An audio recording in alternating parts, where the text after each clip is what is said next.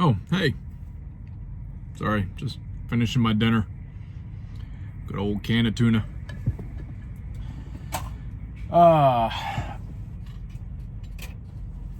So as you can see from the title of the video,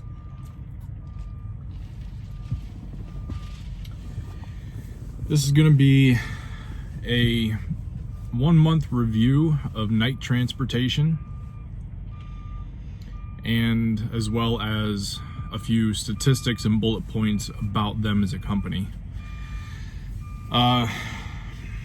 So today is the last day of February 2020, leap year. And I started with night in the middle of January. So it's been a little over a month. Things have been going all right. I wouldn't say I love them. I don't hate them. They're in the middle of the road. There's definitely some positives and negatives about them. But like any carrier, you know, there's going to be good and there's going to be some bad. So no carrier is perfect. You just got to try to do your research and choose the one that's the best fit for you. Just real quick, a couple of the bullet point reasons of why I chose to come to night transportation in the first place is I live in Central Florida, and to find a over-the-road trucking company with 1 year's experience that runs all 48 states, has a terminal near or semi-near where I live, those were the biggest reasons. Those were the biggest things that I was looking for. And that is very difficult to find, believe it or not. Central Florida is not the place you want to live if you want to make a decent living, a good paying trucking job, because Florida is one of the worst states for over-the-road freight, at least coming out of Florida. So to get the things that I thought I was really wanting and looking for, I had to make a few sacrifices, and one of those sacrifices was my overall take-home pay. And I knew that going into this company. I just wish it wasn't such a hit. I'm averaging about 35 cents take-home pay, which is about 4 cents less than I was making at Millis Transfer in all of 2019. And that's not even with any insurances being taken out yet. My insurances don't go into effect until April 1st, which then will take that even further down, a couple more cents per mile on average. So yeah, but it is what it is. Right now it's paying the bills. It's not what I was hoping for, but it's paying the bills. Now them as a overall company, my driver manager is really nice. He's easy to get along with, good to work with. They do call you. He tends not to call me because he knows he can rely on me. He sends me the information on the loads, and unless it's something out of the ordinary, he knows it's going to be taken care of and on time. He knows he can trust me to call him if there's any delays, for whatever reason. So we don't stay in contact that terribly often. but they are available, and they do want to actually talk to you on the phone to make sure that you understand what the load is, where it's going, the details of it, etc. Which is fine. You know, I don't mind taking his calls, or but having to call in to get to him or any driver manager, get ready to be on hold. Sometimes, you know, 7, 8, 10 minutes. It can be ridiculous. Other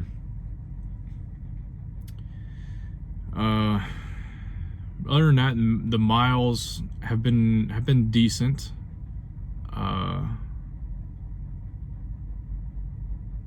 I took a rare 5 days in a row off because my parents were in town on vacation in Central Florida. So I took a rare 5 days in a row off, and then another 34-hour reset at home. So I was home for 6 days the entire month of February, which I said is pretty rare for me to be home that long. But even with those days off, I'm still averaging, you know, probably 2,700 miles a week. So that's pretty good with those days off. So I'm not planning on taking any home time right now the entire month of March. So that average miles should go up here a little bit. All right. That's all I can really think of as far as feelings about the company. Now I'm going to get into the stats and the bullet points. And what it is, I went through the website, everything that I have access to, and what I've learned so far, and written down everything that I thought would be relevant information for somebody that's looking to come to night transportation. So I don't want this video to get too long, so I'm just gonna basically go through each of them. For a couple of them, I'm gonna put up some pictures here. Feel free to pause the video. Some of those pictures might have a little more information on them, so it'd be good to just pause the video and look at the information. But all right, let's go ahead and get into it. So the first stat, the average age of the truck is 25 months. My truck that I have right now is a 2016 International. It has about 420,000 miles on it. It is one of the oldest trucks here at night. And my driver manager, whether he's dangling that proverbial carrot in front of my face or not, but he's told me a couple times he's trying to get me a 2020 Volvo. So we'll see if that comes to fruition or how long. But you know, it is what it is. This truck isn't bad. Let's see if this light does. We'll go with that. Running out of daylight here, so.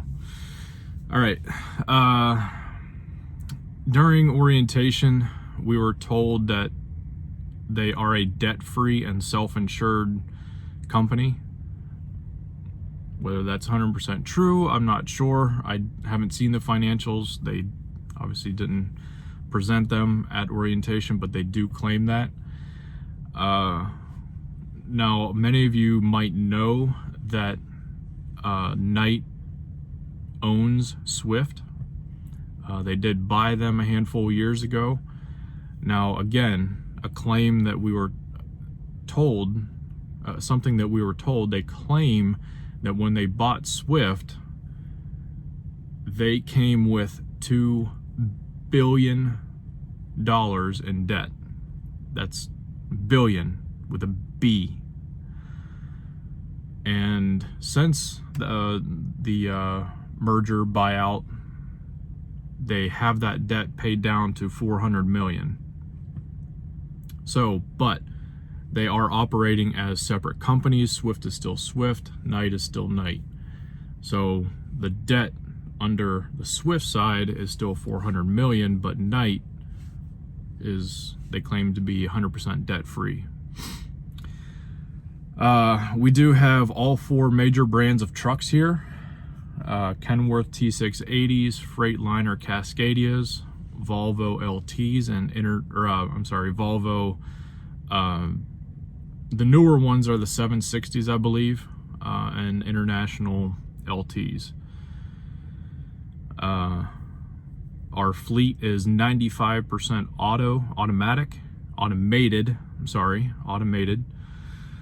and 100% of the trucks are fitted with collision mitigation systems, more specifically the Bendix system.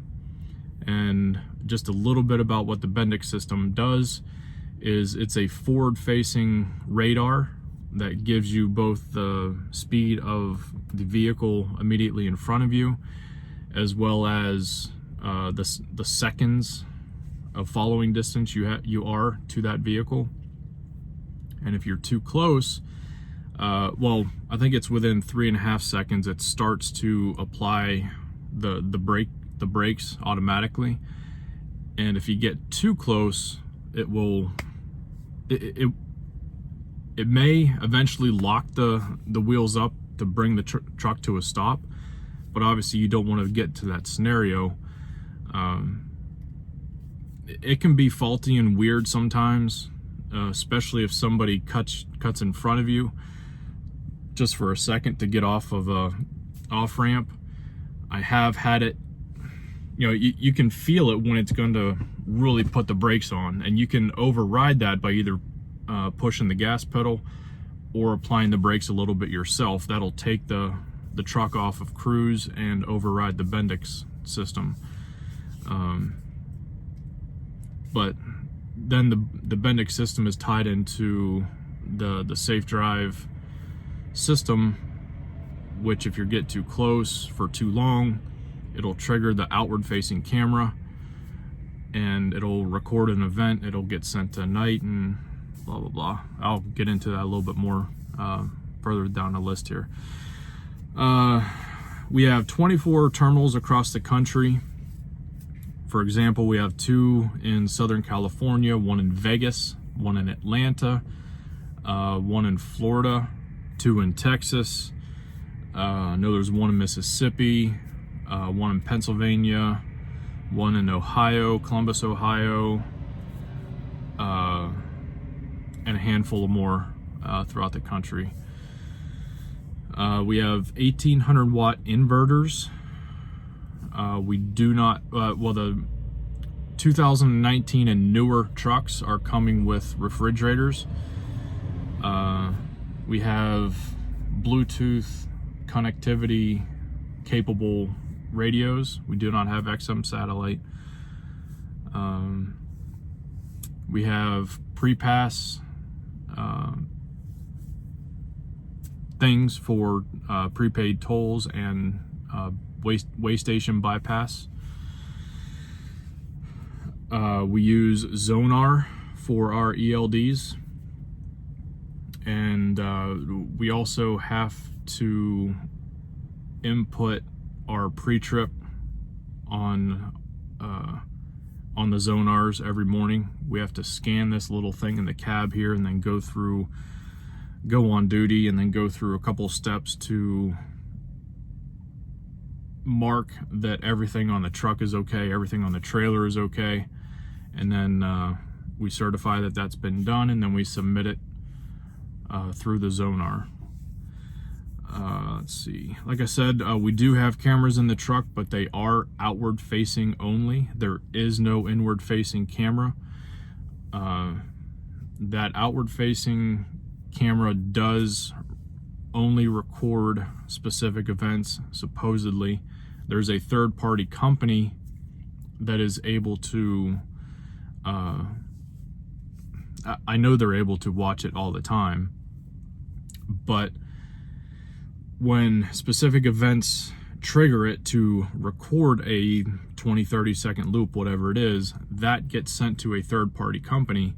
That third-party company has parameters that Knight has placed on those videos, if those video clips meet those parameters, then that third-party company forwards it over to Night.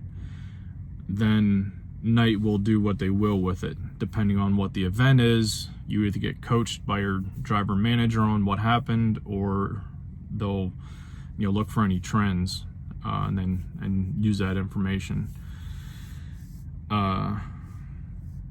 We do not have APUs in the trucks. They supposedly are researching them, looking into the costs and all that stuff, but at this point we do not have APUs.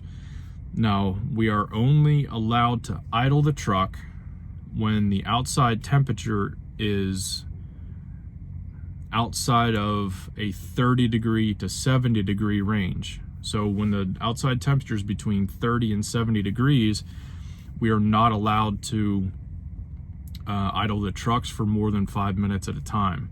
The truck will automatically shut off. Now, luckily, I think I have a truck that isn't bound by those rules. I'm not sure, because I don't, I try to follow the rules as they are. But we do have bunk heaters, and luckily it's been cold enough every night where I have to use the bunk heater every night. I haven't had to idle the truck for the air conditioning to cool it down. Now, once it gets into summer, and I'm sure, as you can know, if it's a sunny day out, and even if it's 60, 65, 68, 69 degrees, and it's sunny and that sun's beating down on this cab, it's still gonna get flipping hot in here. So that'll be interesting how that works, trying to keep this truck cool enough if it won't idle for more than 5 minutes at a time. So we'll see how that works. I have seen a lot of complaints by a lot of other drivers that it can get pretty warm in here and you can't idle the truck to cool it down. So we'll see. I already mentioned about the fridges in the 2019s and newer. Let's see. We are governed at 63 and 66 miles an hour. 63, if you're not using cruise, we call it 63 on the pedal. And then if you are using cruise, you can bump it up to 66 miles an hour. Now, supposedly, if your average idle time is 18% or lower for X amount of time, for I think over a couple months, you supposedly are able to bump that up to was it 66 on the pedal and 69 on cruise, or something around that. You do get a little bit extra mile per hour there. Fuel solutions, on every load we get dispatched on, we typically get 3 to 4 different places to choose from to fuel. TAs, pilots, loves, mostly pilots and loves. I have only fueled at loves, and there's been a couple times where I've fueled at a loves that wasn't on the fuel solution and I've heard nothing about it. So I don't think they're hugely strict on where you fuel. Obviously they want you to fuel at one of the fuel solutions that they give you, but I haven't heard any feedback or negatives about not using a specific fuel solution. And I pick loves because of their rewards points program. It's the best in my opinion, and it's free money for us drivers. We use a app that Knight has. That's on top of the Zonar system that we get our loads and messages through. We also get our load information and messages through this Knight app. It is pretty good. It's nice to be able to take your phone in with you to the customer, the shipper or the receiver, and it has all the information that you need about that load. The pickup number, delivery number, whatever you might need. Now, on rare occasions, the number that you might have for that load's not going to be on there, and you'll have to call into your driver manager to get that information. And then also through that app, we have what's called our driver portal, which you can also sign in online. You can see your pay stubs, you can see your bonus progression, which I'll get into here in a second, and stuff like that. The pay scale, they are unique in this. I haven't come across any other carrier that pays like this. And I'll put the pay scale right here. This is a good time to pause the video and take a good look at these pay scales. Now, depending on your experience and then which terminal you're dispatched out of will determine which pay scale you're on here. I got hired on the 41 to 50 cent pay scale. You know, coming in here, looking at that, you see 41 to 50, thinking, okay, the average might be 44, 45 cents, right? Per mile. You know, I'm okay with that. Well, the longer the run is, the less per mile you make. So anything over 500 miles, you get paid the least on the pay scale, which is 41 cents. Well, in the 6 weeks or so that I've been here, 5-6 weeks I've been here, the average length of run tends to be over that 500 miles. So, which means my average cent per mile is the lowest that they can pay. And I think they're pretty smart. They know what they're doing. They've marketed it that way. They set it up that way. They kind of reel you in with the, okay, well, I may get that 47 or 50 cent per mile, but your average miles is going to be over that 500. So my average cent per mile right now, gross, is 41 cents, which is the lowest on the range. And then take home after that, I've been averaging about 35, 36 cents per mile take home after taxes. And like I said before, my insurances haven't started coming out yet either, so that's going to lower that. So not the greatest, but along the lines of pay, they do offer a per diem program, which will increase your take-home pay, but it decreases your cent per mile. They do charge you 2 cents per mile to be on this per diem, which is cheaper than what Millis Transfer charged. They charge 7 cents per mile. Night is 2 cents per mile. So if you look at that pay scale again, I'm on the 41 to 50 cent scale. So you can subtract 2 cents per mile on that scale because I'm on per diem. So I'm on a 39 to 48 cent per mile scale. Yeah. Benefits, medical, we use Blue Cross Blue Shield. Dental, we use Delta. Vision, we use Davis. And those go into effect the first of the month following 60 days after your orientation date. So for example, I went to orientation the beginning half of January, so my benefits don't kick in till April 1st. Okay, they do offer a 401k plan. You're eligible to start that 90 days after orientation, and they do match dollar for dollar up to a max of $2,000 per year, and you can contribute between 1 and 30% of your gross paycheck.